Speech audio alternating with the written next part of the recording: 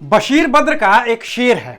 वो लिखते हैं कि शोहरत की बुलंदी भी पल भर का तमाशा है, जिस शाख पर बैठे हो वो टूट भी सकती है।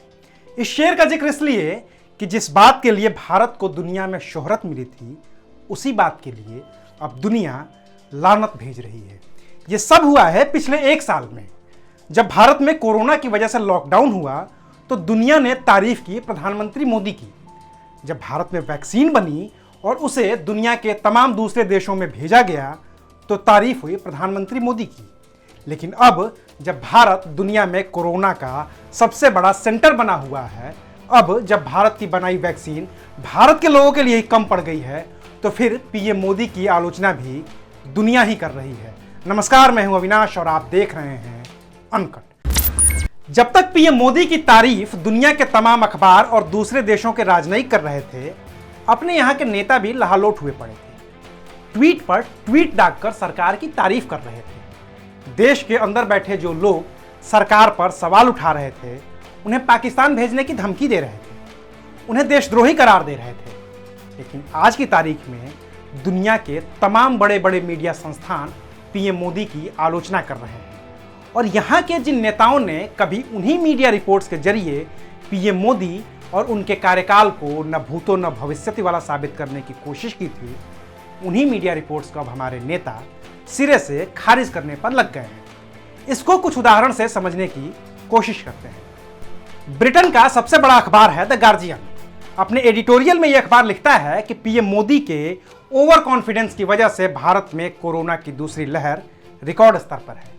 अखबार लिखता है कि पीएम मोदी ने भारत को वर्ल्ड फार्मेसी घोषित कर रखा है, जबकि हकीकत यह है कि भारत की 1% आबादी का भी अभी तक वैक्सीनेशन नहीं हो पाया है।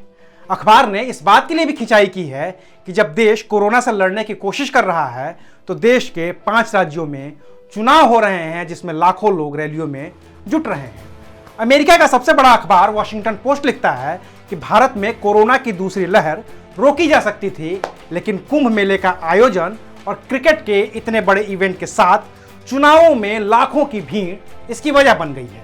अखबार लिखता है कि केंद्रीय स्वास्थ्य मंत्री हर्षवर्धन ने यह दावा किया था कि भारत में कोरोना का अब खात्मा हो रहा है, लेकिन उसके बाद इतनी छूट दे दी गई कि भारत में एक दिन में कोरोना के 3 लाख से भी ज्यादा मामले सामने आने लगे हैं। अमेरिकी मैगजीन है अटलांटिक, वो लिखती है कि जब अमीर लोग कुछ नहीं करते हैं तो ऐसा ही होता है।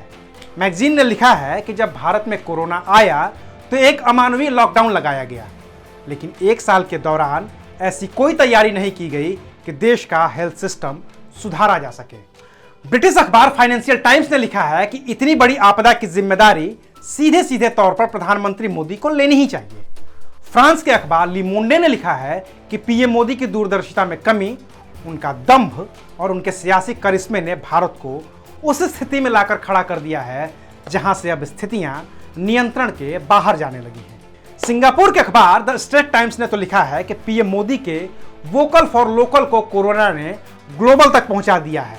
हालात ऐसे हैं कि अब भारत को विदेश की मदद पर निर्भर रहना पड़ रहा है। इन मीडिया संस्थानों के अलावा द ऑस्ट्रेलियन अखबार ने भी पीएम मोदी के कोरोना से निपटने की नीति की आलोचना की थी। इसके बाद भारत के हाई कमीशन की ओर से अखबार के संपादक को एक पत्र लिखा गया था। इस पत्र में कहा गया था कि अखबार में जो रिपोर्ट छपी हुई है वो गलत है और अखबार को उसका खंडन छापना चाहिए। हालांकि अखबार ने ऐसा नहीं किया। इतना ही नहीं, भारत में कोरोना के विस्फोटक स्थिति, दवाइयों की कमी, वेंटिलेटर ऑक्सीजन की किल्लत और लगातार हो रही मौतों पर विदेशी मीडिया जो लिख रहा है, उसे काउंटर करने के लिए विदेश मंत्री एस जयशंकर ने दुनिया के कुछ चुनिंदा राजदूतों से वर्चुअल मीटिंग भी की है और कहा है कि विदेशी मीडिया में लिखी जा रही खबरों में भारत का पक्ष भी शामिल किया जाए।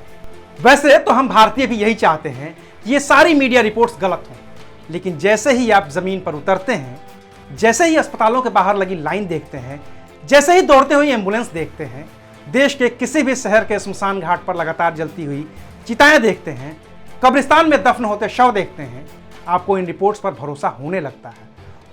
ये भरोसा की स्थितियां ज्यादा खराब है। आप कहने को ये कह सकते हैं कि नाकामी राज्य सरकारों की भी तो है, लेकिन जब आप विदेश की मीडिया में खुद को देखते हैं तो राज्य के तौर पर नहीं, देश के तौर पर देखते हैं। और जब विदेश में तारीफ प्रधानमंत्री की होती है तो आलोचना भी प्रधानमंत्री की ही होगी। बाकी आपकी इस मुद्दे पर जो भी राय है हमें कमेंट करके ज़रूर बताइएगा। शुक्रिया, आप देख रहे थे अनकट।